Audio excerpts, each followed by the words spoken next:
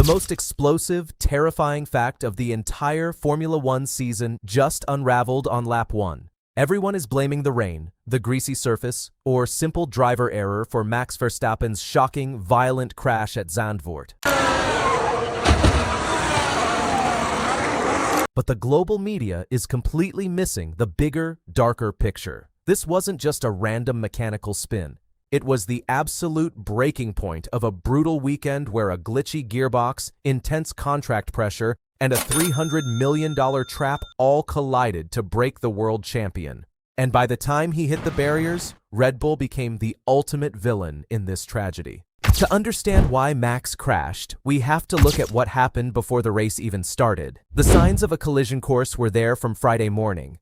This entire weekend was a relentless, unforgiving nightmare for Verstappen mechanically from the very first practice session. The car looked completely undrivable. Inside the garage, mechanics were furiously swapping parts, but nothing worked. On the team radio, Max sounded panicked and angry. He shouted to his engineer, "I'm suddenly struggling with severe oversteer. I don't know why this is happening." It got worse. He struggled with aggressive downshifts throughout the weekend, a real and heavily reported electronic issue that the team failed to fix before qualifying. The car was fighting him on every single apex. But then comes the twist that nobody wants to talk about. When it came to the actual lap 1 incident, no team or outlet has confirmed a specific mechanical fault. What is confirmed is that conditions were incredibly slippery, and Max lost the rear of the car, hitting the outside wall hard and triggering an immediate red flag. That is where the real mystery begins. A car that had been fighting him all weekend on a track turned completely treacherous.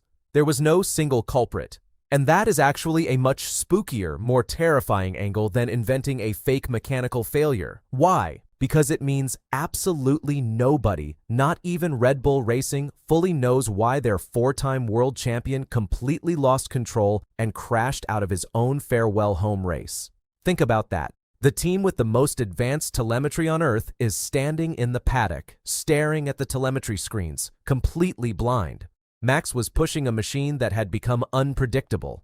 It was a ticking time bomb, and it went off in front of a packed stadium of devastated Dutch fans. The car had become an unforgiving monster, and Max was left completely exposed. He was driving on a razor's edge, balancing mechanical flaws with a track surface that offered zero grip. But a rough car is only half the story. Why was Max carrying so much heavy baggage off the track this weekend too? Before going forward, hit that hype button and keep the energy alive. It's about to get much more insane. Let's look at the verified timeline, not invented rumors. Just 2 days before this weekend began, Red Bull officially announced Max Verstappen signed a massive contract extension through 2030. Think about the intense timing. This commitment locked in his future right as he arrived at his final home race at Zandvoort, since the circuit's F1 contract isn't being renewed. That is an eerie, heavy coincidence. The biggest professional commitment of his life landed in the exact same 72 hours as the most emotionally loaded, high-pressure race of his season. Did that sudden timing add an unbearable amount of mental pressure? We don't know for sure, and no official reporting says Red Bull forced his hand. But it is hard to ignore that he signed away his career's next 4 years just 48 hours before crashing out of his last home race. The weight was immense.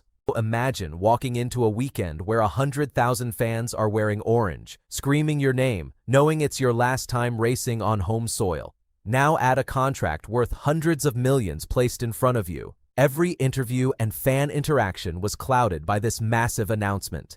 Was his mind 100% focused on turn 14? Or was he processing his future? Formula One is won and lost in milliseconds. If your brain is even 1% distracted, the car catches you out. That is exactly what happened. Max caught the damp curb, the rear snapped, and he was a passenger. He tried to correct it, but the physics of the crash were unyielding. It visually represented a driver pushing past the absolute limit, carrying a burden no one else understands. This violent crash wasn't just a bad day at the office. It's a scary preview of Max's actual future. By signing an extension until 2030, Max Verstappen officially locked himself into a rapidly declining team, while McLaren and Lando Norris fly ahead at supersonic speed. The Zandvoort crash was the exact moment the brutal reality set in. Max is trapped. For the next 4 years, he is tied to a car that is no longer the fastest on the grid. Red Bull's technical direction is unraveling. While Lando Norris celebrated a dominant victory in front of Max's home crowd, Verstappen walked back to the paddock with 0 points. The golden cage has shut tight.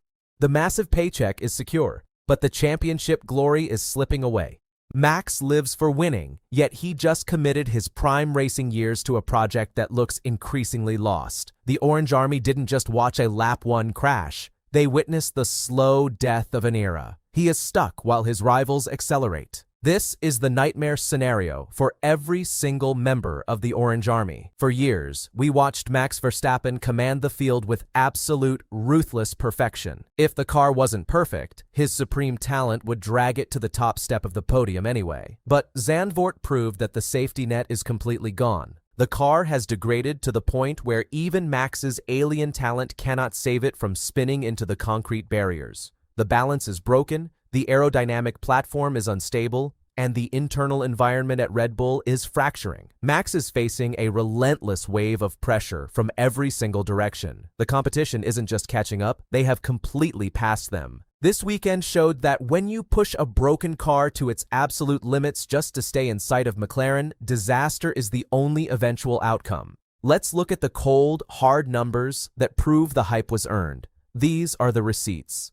In qualifying, Max Verstappen was a shocking half-second slower than the pace-setting McLaren's and Mercedes cars, confirming Red Bull's sudden drop in performance. Telemetry shows that during the sprint race, Max finished a distant 6th, unable to challenge the top 5. Even more alarming, official speed traps clocked the RB22 down by nearly 6 km per hour on the main straight compared to McLaren. With this lap 1 DNF, Max surrenders a massive 25 points to Lando Norris in the World Championship standings. This is the first time since 2022 that Max has failed to finish an opening lap of a race. The financial data is just as stark. This crash caused an estimated $1.2 million in structural damage to the chassis and floor assembly, heavily impacting Red Bull's tight cost cap budget for the remaining races of the 2026 season. The numbers don't lie. Red Bull is currently the 4th fastest team on the grid. In my opinion, Max Verstappen's long-term signing is the biggest gamble of his entire career. He chose loyalty and security over a guaranteed winning machinery, and the consequences are unfolding in real time. This leaves us with one massive, open question that will define the rest of this championship battle. Can Red Bull radically redesign this unstable car before the next race? Or has Max Verstappen officially signed away his peak years to watch Lando Norris take over the throne of Formula One? The balance of power has completely shifted. What do you think? Did Max make the biggest mistake of his life by locking himself down until 2030? Let me know in the comments below, and don't forget to like and subscribe for more high-intensity F1 breakdowns.